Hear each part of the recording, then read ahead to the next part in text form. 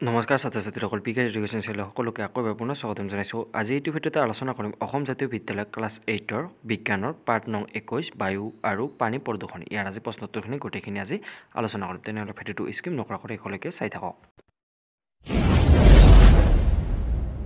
প্ৰথমে দি আছে যে চমু উত্তৰ লিখা। ইয়াৰে প্ৰথম 1 নম্বৰ প্ৰশ্নটো কৈছে যে বায়ু প্ৰদূষণ বুলিলে কি বুজা?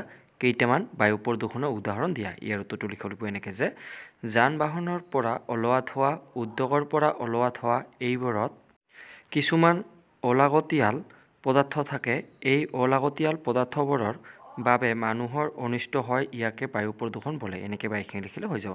তাৰপিছত 2 নম্বৰ প্ৰশ্নটো কৈছে ইয়াৰ পিছত 2 নম্বৰ LPG আৰু CNGৰ সম্পূৰ্ণ প্ৰকাশ লিখা।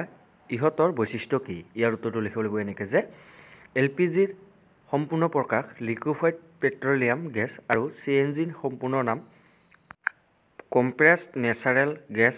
LPG আৰু CNGৰ ব্যৱহাৰ কৰিলে প্ৰদূষণ কম হয়। ইহঁতৰ ব্যৱহাৰৰ ফলত বহুতো ইন্ধন ৰহি হয়। এনেকৈ বা এইখিনি লিখিলে হৈ যাব। তাৰপিছত 3 নম্বৰ প্ৰশ্নটো কৈছে ইয়াৰ পিছত আগ্নেয়গিৰি উদ্যোগীকৰণৰ ফলত কি প্ৰদূষক নিৰ্গত হয়? ইয়াৰ উত্তৰটো লিখিব লাগিব যে এনেকৈ যে আগ্নেয়গিৰি উদ্যোগীকৰণৰ ফলত ধোঁৱা, লাভা আদি প্ৰদূষক নিৰ্গত হয়। এনেকৈ লিখিলে হৈ যাব। তাৰপিছত 4 নম্বৰ প্ৰশ্নটো কৈছে ইয়াৰ পিছত ওজন স্তৰ আমাৰ বাবে কিয় প্ৰয়োজনীয়? ইয়াৰ উত্তৰটো লিখিব লাগিব এনেকৈ যে ওজন স্তৰ আমাৰ বাবে প্ৰয়োজনীয় কাৰণ সূৰ্যৰ পৰা অহা অতি বেঙুনীয়া ৰশ্মিৰ পৰা ওজন স্তৰে আমাক ৰক্ষা কৰে। এনেকৈ বা এইখিনি লিখিলে হৈ যাব। তাৰপিছত 5 নম্বৰ প্ৰশ্নটো কৈছে ইয়াৰ পিছত CFC মানে কি? ইয়াক কি কামত ব্যৱহাৰ কৰা হয়? চিত্ৰফচীৰ অপকাৰিতা উল্লেখ কৰা। ইয়াৰ উত্তৰটো লিখিব লাগিব এনেকৈ যে CFC মানে ক্লৰ'ফ্ল'ৰ কাৰ্বন। ইয়াক ফ্ৰিজ, শীত তাপ নিয়ন্ত্ৰক যন্ত্ৰ আৰু সুগন্ধি স্প্ৰেত ব্যৱহাৰ কৰা হয়। এই ক্লৰ'ফ্ল'ৰ কাৰ্বনে আমাক সুৰক্ষা দিয়া ওজন স্তৰ ধ্বংস কৰিছে, যাৰ ফলত আমাৰ বহুতো ৰোগ হ'বলৈ ধৰিছে। এনেকৈ বা এইখিনি লিখিলে হৈ যাব। তাৰপিছত প্ৰশ্নটো কৈছে ইয়াৰ পিছত 6 নম্বৰ প্ৰশ্নটো যে তলত দিয়াবোৰৰ ভিতৰত কোনটো সেউজগৃহ গেছ নহয়? A নম্বৰ অপশ্যনত দিয়া আছে যে কাৰ্বন ডাই অক্সাইড, আৰু B নম্বৰত দিয়া আছে যে ছালফাৰ অক্সাইড, আৰু C নম্বৰত দিয়া আছে মিথেন, আৰু D নম্বৰত দিয়া আছে নাইট্ৰজেন। ইয়াৰ শুদ্ধ উত্তৰটো হ'ব যে B নম্বৰটো ছালফাৰ ডাই অক্সাইড। এনেকৈ বা এইখিনি লিখিলে হৈ যাব। তাৰপিছত প্ৰশ্নখিনি কৈছে যে ইয়াৰ পিছত 2 নম্বৰখিনি উত্তৰ লিখা। ইয়াৰে 1 নম্বৰ প্ৰশ্নটো কৈছে যে বিশুদ্ধ বায়ু আৰু প্ৰদূষিত বায়ুৰ পাৰ্থক্য উল্লেখ কৰা। ইয়াৰ উত্তৰটো লিখিব লাগিব এনেকৈ যে বিশুদ্ধ বায়ুৰ পৰা কোনো ৰোগ নহয়, আনহাতে প্ৰদূষিত বায়ুৰ পৰা বহুতো ৰোগ হয়। এনেকৈ লিখিব লাগিব এটা, আৰু এটা লিখিব লাগিব বিশুদ্ধ বায়ু মানুহৰ কাৰণে উপকাৰী, আনহাতে প্ৰদূষিত বায়ু মানুহৰ কাৰণে অপকাৰী। এনেকৈ বা এইখিনি লিখিলে হৈ যাব। তাৰপিছত 2 নম্বৰ বস্তুটো কৈছে ইয়াৰ পিছত প্ৰধান বায়ু প্ৰদূষণৰ উৎসসমূহ আলোচনা কৰা। ইয়াৰ উত্তৰটো লিখিব লাগিব এনেকৈ যে কল কাৰখানাৰ পৰা ওলোৱা ধোঁৱা, গাড়ীৰ পৰা ওলোৱা ধোঁৱা আদি। এনেকৈ লিখিলে হৈ যাব। তাৰপিছত 3 নম্বৰ প্ৰশ্নটো কৈছে ইয়াৰ পিছত এচিড বৰষুণ কেনেদৰে সৃষ্টি হয়? ই আমাক কেনেদৰে অপকাৰ কৰে? ইয়াৰ উত্তৰটো লিখিব লাগিব এনেকৈ যে ছালফাৰ ডাই অক্সাইড আৰু নাইট্ৰজেন অক্সাইডে জলীয় বাষ্প আৰু অক্সিজেনৰ লগত বিক্ৰিয়া কৰি ছালফিউৰিক এচিড আৰু নাইট্ৰিক এচিড উৎপন্ন কৰে। এইবোৰ বৰষুণৰ সৈতে মিহলি হৈ এচিড বৰষুণ সৃষ্টি হয়।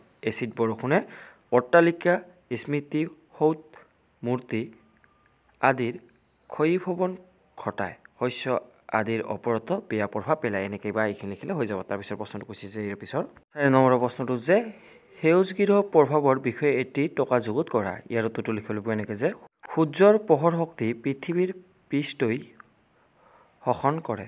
তাৰ লগতে পৃথিৱীৰ পৃষ্ঠই কিছু পোহৰ শক্তি পুনৰ বিকিৰণ কৰিলে তাৰ এটা অংশ বায়ুমণ্ডলে ধৰি ৰাখে। বায়ুমণ্ডলত থকা কাৰ্বন ডাই অক্সাইড আৰু জলীয় বাষ্পই এই কাম কৰে, ফলত বায়ুমণ্ডল এক নিৰ্দিষ্ট উষ্ণতালৈ উত্তাপিত হৈ পোহৰ শক্তি বা তাপ ধৰি ৰখা ঘটনাকে সেউজগৃহ প্ৰভাৱ বোলে। এনেকৈ বা এইখিনি লিখিলে হৈ যাব। তাৰপিছত প্ৰশ্নটো কৈছে ইয়াৰ পিছত গোলকীয় উষ্ণতা বুলিলে কি বুজা? ইয়াৰ কাৰণ আৰু প্ৰভাৱ ব্যাখ্যা কৰা। ইয়াৰ উত্তৰটো লিখিব লাগিব এনেকৈ যে পৃথিৱীৰ বায়ুমণ্ডলৰ গড় তাপমাত্ৰা বৃদ্ধি হোৱাকে গোলকীয় উষ্ণতা বোলে।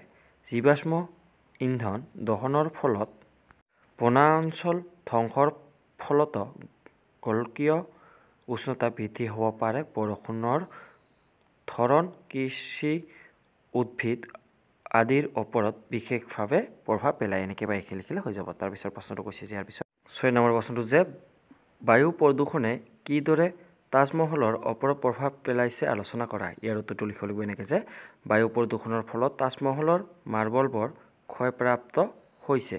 তাজমহলৰ বগা ৰং হালধীয়া হৈছে। এনেকৈ বা এইখিনি লিখিলে হৈ যাব। তাৰপিছত 7 নম্বৰ প্ৰশ্নটো কৈছে যে ইয়াৰ পিছত কাৰ্বন ডাই অক্সাইড উদ্ভিদৰ বাবে অতি প্ৰয়োজনীয় এই গেছ বায়ু প্ৰদূষক হ'ব পাৰেনে? যদি পাৰে কিদৰে হ'ব পাৰে লিখা। ইয়াৰ উত্তৰটো লিখিব লাগিব এনেকৈ যে কাৰ্বন ডাই অক্সাইড উদ্ভিদৰ বাবে অতি প্ৰয়োজনীয়, কাৰণ কাৰ্বন ডাই অক্সাইডৰ ফলতে উদ্ভিদে সালোক সংশ্লেষণ কৰি নিজৰ বাবে আহাৰ প্ৰস্তুত কৰে।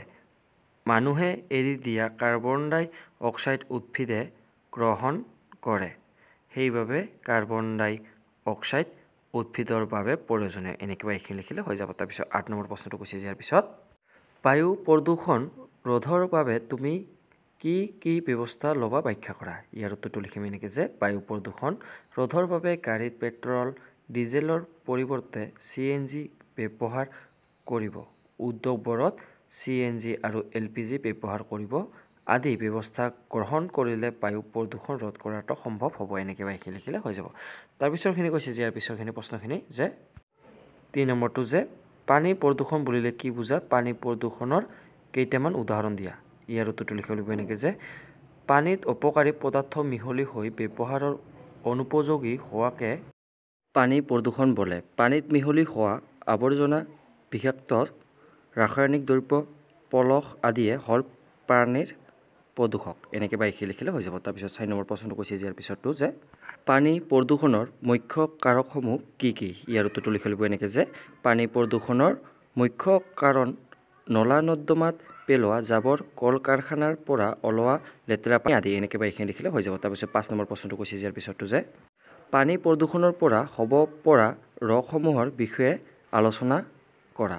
ইয়াৰ উত্তৰটো লিখিম যে জণ্ডিছ, টাইফয়েড, কলেৰা আদি ৰোগ পানী প্ৰদূষণৰ বাবে হয়। এনেকৈ লিখিলে হৈ যাব। তাৰপিছত 6 নম্বৰ প্ৰশ্নটো কৈছে ইয়াৰ পিছতটো ভূজল কিদৰে প্ৰদূষিত হয়। ইয়াৰ উত্তৰটো লিখিব লাগিব যে কল কাৰখানাৰ পৰা ওলোৱা লেতেৰা পানী সুৰুঙা আদি মাটিৰ ভিতৰলৈ সোমাই যায়। পুখুৰী, নলা আদিত জাবৰ পেলোৱা আদি কাৰণত ভূজল প্ৰদূষিত হয়। এনেকৈ বা এইখিনি লিখিলে হৈ যাব। তাৰপিছত 7 নম্বৰ প্ৰশ্নটো কৈছে যে ইয়াৰ পিছতটো পৰিষ্কাৰ, স্বচ্ছ, ফটফটীয়া পানী খোৱাৰ উপযোগী কথাষাৰ সম্পূৰ্ণ শুদ্ধনে? যদি নহয় কিয়? ইয়াৰ উত্তৰটো লিখিব লাগিব এনেকৈ যে পৰিষ্কাৰ স্বচ্ছ পানী খোৱাৰ উপযোগী, কাৰণ বিশুদ্ধ পানী নাখালে আমাৰ বহুতো বেমাৰ হ'ব পাৰে। পৰিষ্কাৰ পানীত কোনো ধৰণৰ বীজাণু নাথাকে আৰু বীজাণুমুক্ত পানী খোৱাৰ উপযোগী হয়। এনেকৈ বা এইখিনি লিখিলে হৈ যাব। তাৰপিছত প্ৰশ্নটো কৈছে ইয়াৰ পিছতটো 8 নম্বৰ প্ৰশ্নটো যে খোৱা পানী কিদৰে বিশুদ্ধ কৰিব পাৰি। ইয়াৰ উত্তৰটো লিখিব লাগিব এনেকৈ যে খোৱা পানী গৰম কৰিলে তাত থকা বীজাণুবোৰ নাইকিয়া হয়, গতিকে খোৱা পানী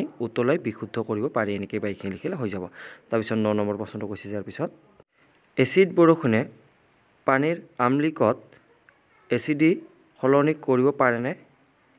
ইয়াৰ উত্তৰটো লিখিব লাগিব যে এচিড বৰষুণে পানীৰ আম্লিকৰ সলনি কৰিব পাৰে। এনেকৈ বা এইখিনি লিখিলে হৈ যাব। তাৰপিছত প্ৰশ্নটো কৈছে ইয়াৰ পিছত 10 নম্বৰটো যে পানীত পোষক দ্ৰব্যৰ বৃদ্ধিয়ে কেনেকৈ জলজ জীৱৰ ওপৰত প্ৰভাৱ পেলাব পাৰে ব্যাখ্যা কৰা। ইয়াৰ উত্তৰটো লিখিব লাগিব যে এনেকৈ পানীত পোষক দ্ৰব্যৰ বৃদ্ধিয়ে জলজ জীৱৰ ওপৰত প্ৰভাৱ পেলায়।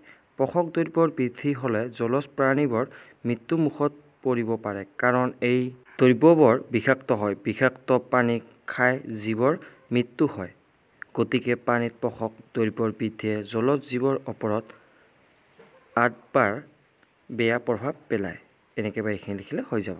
তাৰপিছত প্ৰশ্নটো কৈছে যে ইয়াৰ পিছত 11 নম্বৰটো যে পানীৰ প্ৰদূষণ ৰোধ কৰিবৰ বাবে কি কি ব্যৱস্থা ল'ব লাগে তাৰ ওপৰত এটি টকা যুগুত কৰা। ইয়াৰ উত্তৰটো লিখিব লাগিব এনেকৈ যে পানীৰ প্ৰদূষণ ৰোধ কৰিবলৈ নদী, পুখুৰী, বিল, নলা নৰ্দমা আদিত লেতেৰা জাবৰ-জোথৰ আদি পেলোৱা বন্ধ কৰিব লাগিব। কল কাৰখানাৰ পৰা যোৱাৰ বেলেগ ব্যৱস্থা কৰিব লাগিব। এইখিনি লিখিলে হৈ যাব। আজিলৈ ধন্যবাদ।